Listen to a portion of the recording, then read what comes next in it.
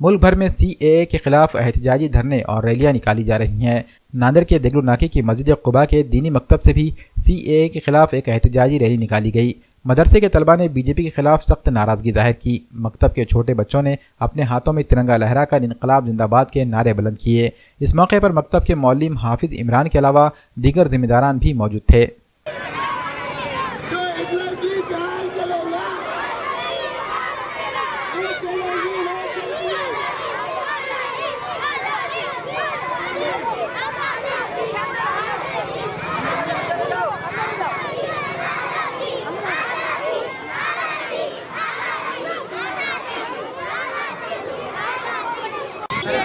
जैसा कि आप सभी जानते हैं कि आज जो हिंदुस्तान के अंदर हालात है वो बहुत बद से बदतर है और NRC का जो मसला है पूरे हिंदुस्तान के इसके अंदर लोग परेशान हैं, नागरिक परेशान हैं।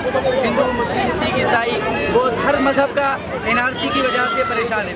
आज मुल्क के जो हालात हैं हम सभी जानते हैं कि हिंदुस्तान के अंदर आज जो हालात है वो इतने बदतर हो चुके हैं कि एक वक्त में हिंदुस्तान जो हमारा सोने की चिड़िया कहलाने वाला था, आज वो इतना बदतर हो गया कि बांग्लादेश से भी नीचे उतर गया और पाकिस्तान से भी नीचे उतर गया और श्रीलंका से भी नीचे उतर गया।